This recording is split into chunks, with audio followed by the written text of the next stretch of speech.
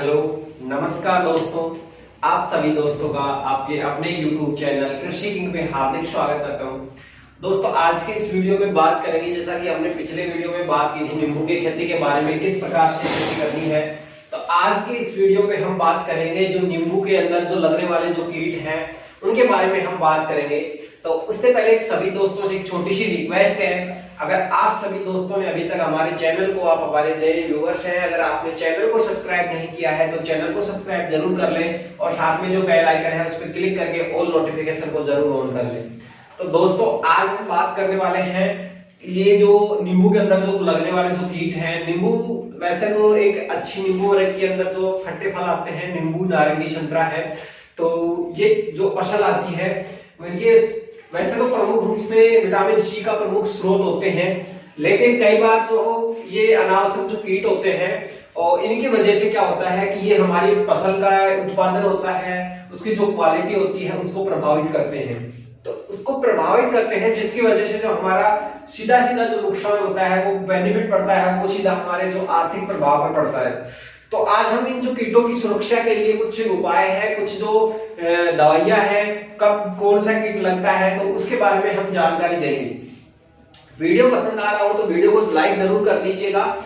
तो दोस्तों, बात करते हैं सबसे पहले जो नींबू वर्गीय जो फसल होती है उसके अंदर कौन से जो कीट होते हैं और किस महीने में कौन से कीट का प्रकोप होता है और उस समय कौन सी दवाई का स्प्रे करें या उस समय हम उन बातों का ध्यान रखें। सबसे पहले बात करते हैं, 3 प्रकार के ये प्रमुख रोग होते हैं। एक या तो इसमें 2 रोग, एक तो कैंसर, वैसे अगर सही बोले तो ज्यादातर इसको कैंसर नाम दिया जाता है, लेकिन इसका जो सही नाम है वो कैंकर है। और दूसरा है सूखा तना वाला रोग। कैंकर रोग में क्या होती है, जो पत्तियां वगैरह होती हैं या पत्तियां हैं उनपे जो एक लाइनदार लाइन से जाल बिछने लग जाता है और उस लगभग धीरे धीरे वो इस प्रकार से पूरे पादप को अपने आवेश में ले लेता है। दूसरा होता है जो तनासूख, उसमें क्या होती है, जो पादप की जो ऊपर की जो कोमल टहनी होती है उस कोमल टहनी ऊपर से सूखती हुई नीचे की तरफ आती है। और तीसरा एक रोग और लगता है नींबू के अंदर, उसमें क्या होता है कि जो नींबू का मिट्टी के पास जो धरातल की जो सतह होती है उस सतह के पास में जो नींबू की तना है उसकी जो छाल होती है, जो बाहरी आवरण होता है, वो उस मिट्टी के पास से गलने लग जाता है। ठीक है, और पहले वो जो बाहर की जो उसकी एपिडर्मिस होती है, जो उसकी त्वचा होती है, वो गलती है। उस त्वचा के गलने के बाद में धीरे धीरे फिर वो तने पर भी असर करने लगती है और अचानक से पादप है वो सूख जाता है, या धीरे धीरे जिस तरफ से उसका प्रभाव शुरू होता है वो गलने लग जाता है और उधर जिसकी साइड का जो पादप है पोषण की ना मिलने की वजह से वो सूख जाता है। तो अब हम बात करेंगे कि ये जो प्रमुख जो रोग हैं इनमें ये ज्यादातर आम बात है, जिससे क्या है कि जो सबसे ज्यादा जो प्रभावित करता है जो ये पत्ती वाला जो कीट होता है, और दूसरा जो ये तना का जो रोग होता है जो कोमल विभाग से मेन शाखा की जड़ की तरफ आता है, तो ये सबसे ज्यादा पौधे की जो वृद्धि होती है उसको प्रभावित करता है। अब आपको भी पता है, अगर पौधा की वृद्धि है वो प्रभावित होगी, उसको बढ़ोतरी नहीं मिलेगी, तो क्या होगा, पौधा उसकी जो ग्रोथ हो रही है वो ग्रोथ रुक जाएगी। और ग्रोथ सीधी जब ग्रोथ रुकेगी, किसी भी पादप की हो या किसी सजीव की बात करते हैं, तो ग्रोथ रुकती है तो सीधा प्रभाव उसके उत्पादन पर पड़ता है, क्योंकि उसका जो हेल्थ है वो सही नहीं रहेगा। तो उसको जो हेल्थ है उसकी जो प्रॉब्लम्स है उसको समस्या को किस प्रकार से हम दूर कर सकते हैं। तो सबसे पहले हम बात करते हैं कि जो दिसंबर सर्दी का जो समय होता है, दिसंबर से लेकर फरवरी के तक, दिसंबर से लेकर के जनवरी और फरवरी माह में सबसे ज्यादा इस कीट का प्रकोप है वो देखा जाता है।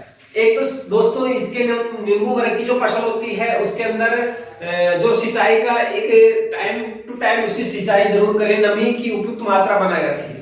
अगर इस समय आपको ये जो तना छेदक जो मिट्टी के सतह के पास से जो तना है जो वो अगर गलती हुई दिखाई दे रही है, या पत्तियों के अंदर बारीक बारीक कीड़े दिख रहे हैं, या फिर जो शाखाएं जो टहनी है वो सूख रही है, तो उसके लिए क्या करना है, आपको 0.3 या तो आपको जो एक गोंद का और होता है, जैसे हमें कीकर वगैरह से जो नीम से गोंद प्राप्त होती है वो गोंद की तरह भी होता है, तो गोंद जो प्राप्त होती है ऐसे ही उसमें नींबू में क्या क्या होता है, जगह जगह गोंद सी निकलने लग जाती है। तो वहां पे क्या करना है, उस जो गोंद होती है वो गोंद सी निकलती है, उसको हमें किसी भी चाकू या धारदार वस्तु से उसको निकाल के और उस जगह पर तुरंत क्या करना है, बोर्डो जो पेस्ट आता है उसका जो मिश्रण है वो लगा दे। और उसको मिश्रण लगाने के बाद में फिर क्या करना है कि शाम सुबह या कभी भी जब आपका जो समय लगे उस समय क्या करना है, इसका 0.3% जो कॉपर ऑक्सीक्लोराइड है इसका हमें क्या करना है, पादप पर छिड़काव करना है। ठीक है, तो जिससे क्या होगा कि उसकी जो गोंद वाली जो समस्या है वो पूर्ण रूप से मिट जाएगी। और ज्यादा समस्या ये देखी जाती है तो दिसंबर में और जनवरी और फरवरी के अंदर देखी जाती है। अब बात करते हैं अप्रैल और मई में अंदर जो गर्मी के अंदर जो बीमारी होती है, क्या क्या समस्याएं होती है। जो अप्रैल से मई तक जो गर्मी का मौसम होता है उस समय मेन दिक्कत होती है कि पादप के अंदर एक तो सिंचाई की, दूसरा प्रॉब्लम आती है कि गर्मी भयंकर पड़ती है और उस गर्मी के अंदर पादप के अंदर जस्ते की कमी आ जाती है।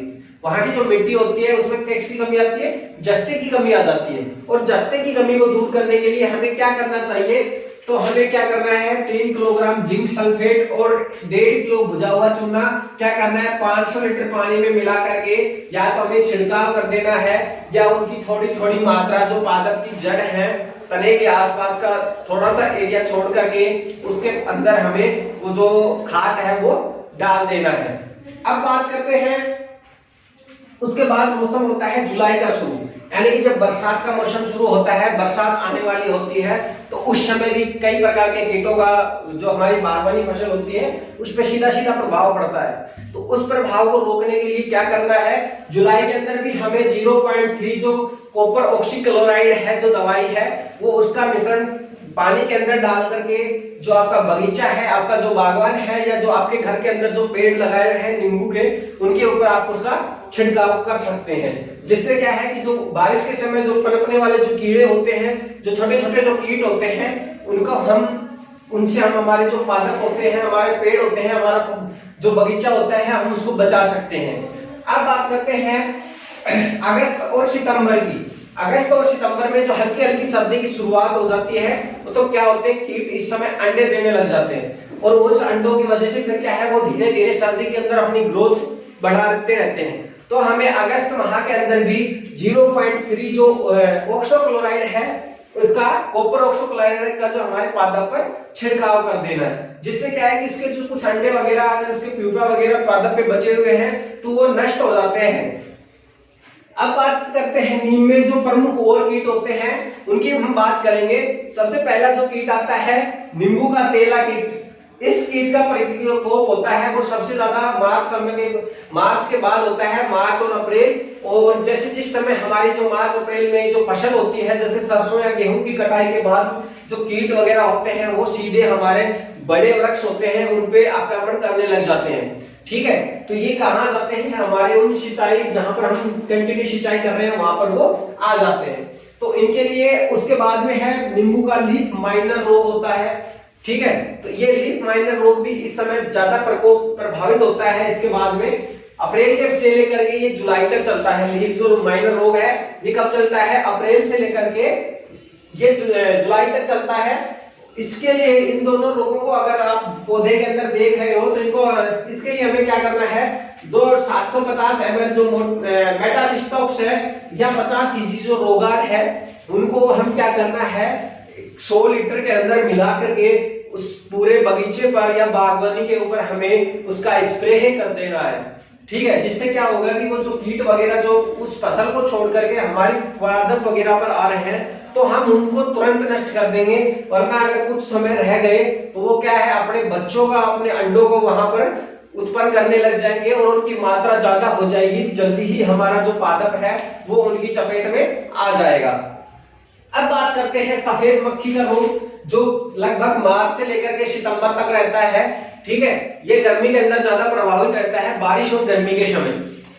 तो इस रोग की बात करें तो इसके रोग के लिए हमें वही 0.3 जो कॉपर ऑक्सीक्लोराइड है उसका छिड़काव कर देना है। अब दोस्तों बात करें, सबसे ज्यादा इंपॉर्टेंट बात है कि आपको कम से कम नींबू के वर्ग के जो फल होते हैं उसके अंदर एक साल में कम से कम 0.3 जो ये मैंने आपको कॉपर ऑक्सीक्लोराइड बताया है इसका कम से कम 3 बार जरूर छिड़काव करें।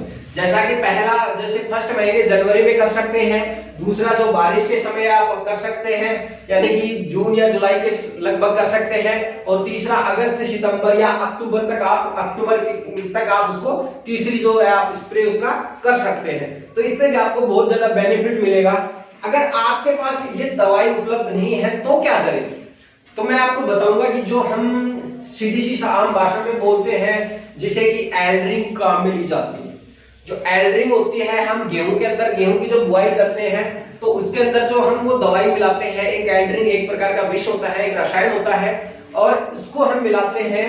तो वही एल्ड्रिंग की अगर आपको ज्यादा महंगी नहीं पड़ेगी, 70 रुपए से लेकर के आप अलग अलग क्वालिटी की आती है, 70 रुपए की 100 ग्राम आती है छोटी से छोटी, तो 70 रुपए आपके लिए ज्यादा भी नहीं होता। उसको क्या करना है, उसकी एक बूंद 1 लीटर पानी के अंदर जैसा जितना आप लिया है यानी कि 1 बूंद के लिए, या आप 1 ml ले लीजिए, 1 ml बराबर कितना लेना है, 1 लीटर पानी लेना है, ठीक है। तो उसके हिसाब से आपके पास जितने पादप है उसके लिए वो उपयुक्त है। आपके पास जिस प्रकार की जितनी भी बागवानी है ना, सबसे अच्छा और सस्ता उपाय यही है कि आपके पास अगर एल्ड्रिंग है, किसी भी प्रकार का जो पौधा है उस पे आप किसी प्रकार के कीट देखने को मिल रहे हैं, तो मैंने जो ये एल्ड्रिंग बताई है जो हम अमूमन काम में लेते हैं, ये हर जगह मिल जाती है, तो इस दवाई का स्प्रे जरूर करें।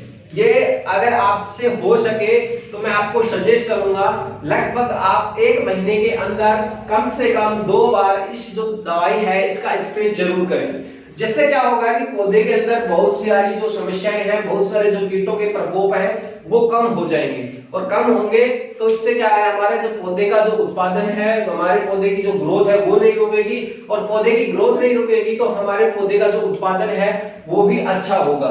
ठीक है दोस्तों, तो आज के इस वीडियो में इतना ही। और अगर आपको वीडियो पसंद आ रहा है तो वीडियो को लाइक जरूर कर लें, और अगर आपने अभी तक हमारे चैनल को सब्सक्राइब नहीं किया तो चैनल को सब्सक्राइब जरूर कर लें। और दोस्तों, अगर आप बागवानी के अंदर इंटरेस्ट रखते हैं तो आप हमें कमेंट करके बता सकते हैं, और साथ में अगर आपको बाग लगवाना हो कहीं पर भी, तो अगर हम आपके नजदीक वहां उपलब्ध होंगे तो हम आपको वहां बाग लगवाने के लिए जो भी व्यवस्था है हमारी तरफ से होगी वो हमारी तरफ से लगभग कंप्लीट कर दी जाएगी। मतलब गड्ढा खोदने की भी, उसके अंदर दवाई वगैरह डालने की भी, पादप लगाने की भी, उसके बाद में जो देख रेख की जिम्मेदारी वो आपकी खुद की होगी। हमारी जिम्मेदारी होगी कि हम यहाँ से हमारे पौधे ले जाकर आपकी भूमि में, आपके खेत में जाकर उनको प्रत्यारोपित कर दें, उसके बारे में आपको नॉलेज दे दें, और आपको उसके बारे में कुछ दवाइयां हैं जो प्रोवाइड करवा दें, उपलब्ध करवा दें कि ये दवाइयां हैं और इतने समय बाद आपको इनको छिड़कना है।